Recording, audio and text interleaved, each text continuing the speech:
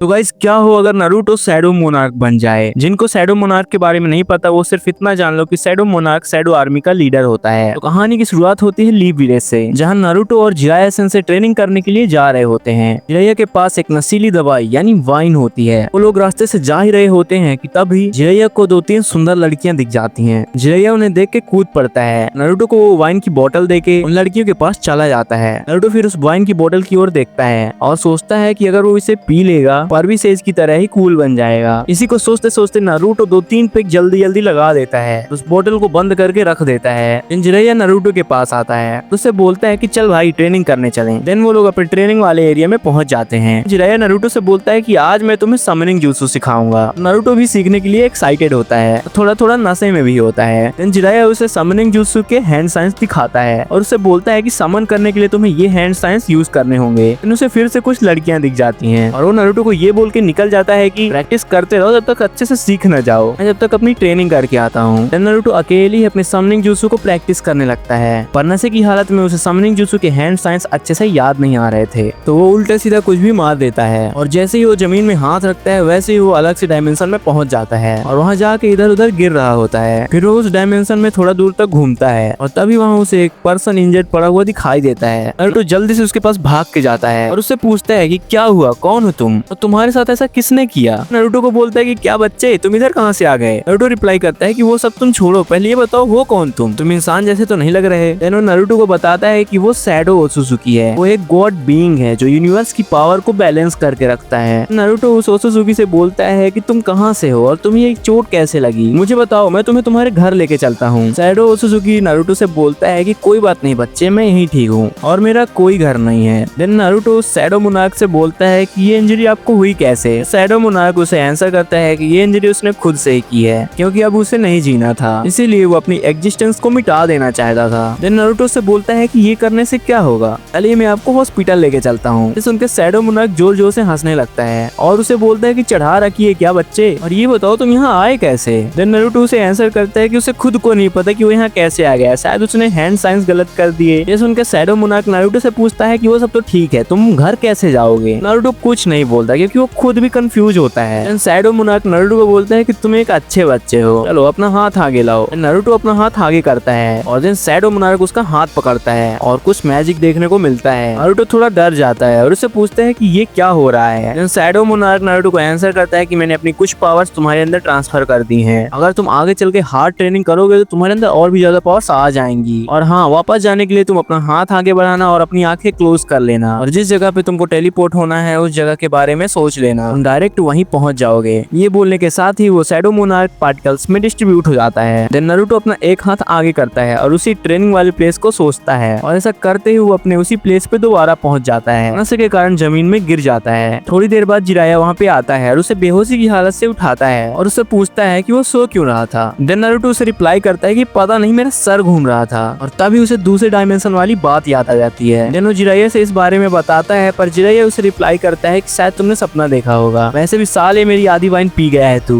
Then वो लोग घर वापस लौटने लगते हैं और नारुतो को अपने दूसरे डायमेंशन वाली बात सच लग रही होती है। जिराया आगे आगे चल रहा होता है और नारुतो उसके पीछे होता है। नारुतो सोचता है कि क्यों नहीं इसे ट्राई किया जाए। देन वो अपना हाथ आगे करता है और अपने रूम के बारे में सोचता है और इंस्टेंटली वहीं टेलीपोर्ट हो जाता है। ये देख के वो काफी खुश हो जाता है क्योंकि उसके पास टेलीपोर्ट होने वाली पावर्स आ चुकी थी। इधर जिराया पीछे मुड़ के देखता है तो कोई नहीं रहता, और जैसे ही सामने घूम के देखता है उसे नारुतो खड़ा मिलता है। देन नारुतो उसे बोलता है कि चलो परविसेज आज रामन खाने चलते हैं। जिराया रिप्लाई करता है कि चलो ठीक है, पर तुम्हारे पैसों से। देन नारुतो के मन में एक आइडिया आ जाता है, तो जिराया से बोलता है कि चलो परविसेज रामेन शॉप तक रेस लगाते हैं, जो बाद में पहुंचेगा वो आज का बिल पे करेगा। जिराया उसके चैलेंज को सुन के हंसने लगता है और उसे एक्सेप्ट कर लेता है और 3-2-1 करके रामेन शॉप की ओर तेजी से भागने लगता है। नारुतो अपना हाथ आगे करता है और आंखें बंद करके रामेन शॉप को सोचता है और इसी के साथ वो रामेन शॉप में पहले ही आ जाता है। कुछ ही देर में जिराया उस रामेन शॉप के बाहर पहुंच जाता है और हंसने लगता है और बोलता है कि आज तो वो भर के खाएगा। ये सुनकर नारुतो उस रामेन शॉप से मुस्कुराते हुए बाहर निकलता है। जिराया को बोलता है कि तैयार हो परविसेज आज के ट्रीट के लिए। नारुतो को वहाँ देख के जिराया शॉक्ड हो जाता है। नारुतो से पूछता है कि कैसे नारुतो इतना जल्दी तुम कैसे आ गए, और नारुतो अपनी इस एबिलिटी को सीक्रेट ही रखता है। देन पेट भर रामन खाने के बाद वो घर जाता है और आराम करने लगता है क्योंकि अगले दिन उसका नेजी के साथ मैच था। दिन रात बीत जाती है और चुनिन एग्जाम का तीसरा राउंड स्टार्ट हो जाता है। इसमें नारुतो नेजी से फाइट करने वाला होता है। चारों ओर से यही आवाज आ रही थी कि सारे लोमड़ी तू नहीं जीत जीतेगा, नेजी आज तुझे तोड़ देगा और आराम से हरा देगा। फाइनली मैच स्टार्ट हो जाता है। नेजी नारुतो को बोलता है कि हार मान लो, कम से कम मार खाने से तो बच जाओगे। नारुतो नेजी को रिप्लाई करता है कि फट रही है क्या तुम्हारी, आना भाई लड़ना। ये सुन के नेजी एकदम गुस्से में आ जाता है, नारुतो के ऊपर काफी खतरनाक पंचेस की बारिश कर देता है। पर वही नारुतो को सारे पंचेस स्लो मोशन में आते हुए दिख रहे थे। वो उसके सारे पंचेस को इजिली डॉज कर रहा था, जिसे देख के ऑडियंस पागल हुई जा रही थी। ये नारुतो साला इतना आसानी से कैसे कर रहा है। नेजी और भी ज्यादा गुस्से में आ जाता है और अपने सबसे पावरफुल मूव से नारुतो के ऊपर अटैक कर देता है और नारुतो मजे ही मजे में उसका हाथ पकड़ लेता है, जैसे कि नेजी का पावरफुल अटैक उसके लिए कुछ हो ही ना, जिसे देख के सबके होश उड़ जाते हैं। इसके बाद वो नेजी को बहुत खतरनाक तरीके से पीट देता है और उस मैच को इजिली विन कर लेता है। इसे देखकर पूरे गांव वाले शौक रह जाते हैं और नारुतो की तारीफ करने लगते हैं। देन राउंड्स आगे बढ़ते रहते हैं और इसी बीच ओरोचिमारू उसके आदमी कोनोहा को उजाड़ने लगते हैं। जिस प्लेस पे चुनिंग एग्जाम वाली बैटल हो रही थी वहां सबको गेंजुत्सु में डाल दिया जाता है, जिसके कारण सब बेहोश होने लगते हैं और नारुतो को इस गेंजुत्सु का एहसास पहले ही हो जाता है और वो इस गेंजुत्सु में नहीं फंसता।